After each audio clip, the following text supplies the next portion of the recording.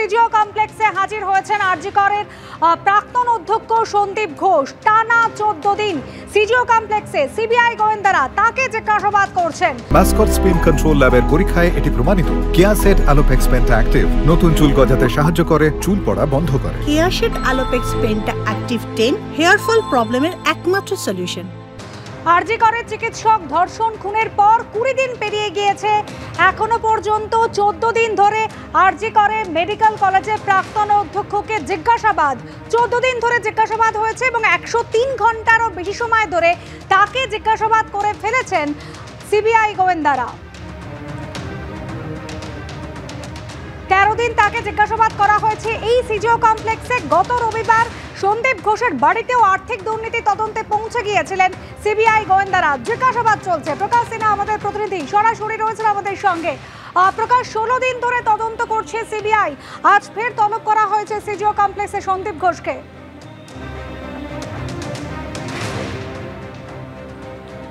দেখো, আমরা দেখলাম ঠিক 10 মিনিট আগে সন্দীপ ঘোষ তিনি সিবিআই এর দপ্তরে প্রবেশ করেছেন।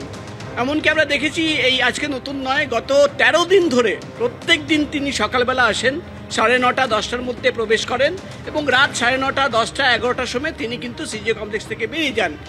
অর্থাৎ 13 দিন ধরে কিন্তু একই রুটিন আমরা দেখতে পাচ্ছি, এক ধরনের রুটিন হয়ে গেছে।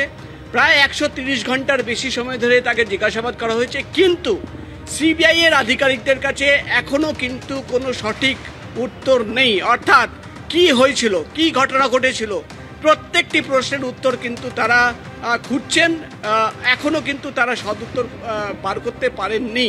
এবং তোমাকে বলে দিই, গতকাল সিবিআই এর সূত্রের খবর যে দিল্লির অফিস থেকে সিবিআই এর এখানকার যারা তদন্তকারী অফিসার বা যারা সুপারভাইজিং অফিসার তাদের প্রশ্ন করা হয় যে কি হলো এই ঘটনার, যে 16 দিন ধরে সিবিআই তদন্ত করছে, কি তথ্য বেরিয়ে আসলো, তার কোনো সঠিক উত্তর নেই সিবিআইয়ের কাছে। অর্থাৎ এক কথায় বলা যায় যে 16 দিনের তদন্তর পরেও কিন্তু যে মিসিং লিঙ্ক ছিল, যে রহস্য ছিল, তার কিন্তু উত্তর খুঁজতে পারেননি সিবিআই এর গোয়েন্দারা। এবং আমরা দেখতে পাচ্ছি সন্দীপ ঘোষ আজকে আবার এসে পৌঁছেছে, আর কিছুক্ষণের মধ্যেই তার জিজ্ঞাসাবাদের প্রক্রিয়া শুরু হবে। তার পলিগ্রাফ টেস্ট করা হয়েছে। প্রথমের দিকে আমরা যেটা সিবিআই তরফে দাবি করা হয় যে তিনি তথ্য গোপন করছেন বা তিনি বিভ্রান্ত করার চেষ্টা করছেন, তারা মনে করছিলেন, তাই তার পলিগ্রাফ টেস্ট করা হয়। কিন্তু প্রশ্ন একটাই যে প্রথম 4 দিন কলকাতা পুলিশ তদন্ত করলো, তারপর 16 দিন হয়ে গেল সিবিআই এর আধিকারিকরা কলকাতায় বসে প্রায় 22 থেকে 25 জন অফিসাররা তদন্ত চালাচ্ছেন, কিন্তু এখনো যেটা সিবিআই সূত্রের খবর তারা কিন্তু রহস্যভেদ করতে পারেননি। তাহলে কি করা হবে? আমরা দেখলাম গতকাল সিবিআই এর টিম গতকাল বিকেলবেলা সিজিও কমপ্লেক্স থেকে বেরিয়ে যায়, তারা পৌঁছে যায় আনন্দপুর এলাকায়। আমরাও বেশ কয়েকজন আমরা সাংবাদিকরা আমরা পেছন পেছন ফলো করছিলাম। আমরা যেটা অ্যাজাম্পশন করছিলাম যে সেখানে কিন্তু মার্ডার বা ধর্ষণের যে মামলা, সেই মামলার তদন্ত করার জন্য, কাউকে জিজ্ঞাসাবাদ করার জন্য তারা পৌঁছেছেন। কিন্তু পরে যেটা জানা যায় যে কয়েকদিন আগেই একটা চিঠি ভাইরাল হয়েছিল, যেখানে দাবি করা হয়েছিল যে সিবিআই এর আধিকারিকরা এই তদন্ত করতে চান না। সেই ভাইরাল চিঠি তদন্ত করার জন্য একজনকে সেখান থেকে নিয়ে আসা হয় সিজিও কমপ্লেক্সে। অর্থাৎ স্বাভাবিকভাবে বোঝাই যাচ্ছে যে মার্ডার বা ধর্ষণের ঘটনার তদন্ত যারা করছে তাদের দেখা যায় যে গতকাল একটা ভাইরাল চিঠি তদন্ত শুরু করে দেয়। সব মিলিয়ে কিন্তু আমরা যেটা সিবিআই সূত্র মারফত বা আধিকারিকদের সঙ্গে কথা বলে যেটা বুঝতে পারছি যে 16 দিন পরেও কিন্তু সিবিআই এর আধিকারিকদের কাছে সেই রহস্য বা সেই সঠিক উত্তর নেই। অর্থাৎ কি হয়েছিল সেই রাতে, কিভাবে খুন করা হলো, যেটা অভিযোগ প্রথম দিন থেকে উঠে আসছে যে একাধিক লোক এই ঘটনার সঙ্গে জড়িত থাকতে পারে, সেই প্রত্যেকটা প্রশ্নের উত্তর কিন্তু খোঁজার নিশ্চয়ই চেষ্টা করছেন সিবিআই গোয়েন্দারা। কিন্তু 16 দিন পরেও তাদের হাতে কিন্তু সেই প্রশ্নের উত্তর নেই, এমনই খবর আমরা সিবিআই সূত্র মারফত জানতে পারছি। একেবারেই প্রকাশ, একাধিক মিসিং লিংক রয়েছে, একাধিক জায়গা এখনো রহস্য ঘনীভূত হয়ে রয়েছে, কিন্তু রহস্যের সেই জট কিন্তু এখনো পর্যন্ত 16 দিন পেরিয়ে গেলেও সিবিআই গোয়েন্দারা খুলতে পারছেন না। এদিকে ইস্তফা দিলেও যেভাবে সন্দীপ ঘোষকে ন্যাশনাল মেডিকেলে পাঠিয়েছিল মমতা বন্দ্যোপাধ্যায় সরকার, সেই সন্দীপ ঘোষেরই গ্রেপ্তারি গতকাল দাবি করেছেন অভিষেক বন্দ্যোপাধ্যায়।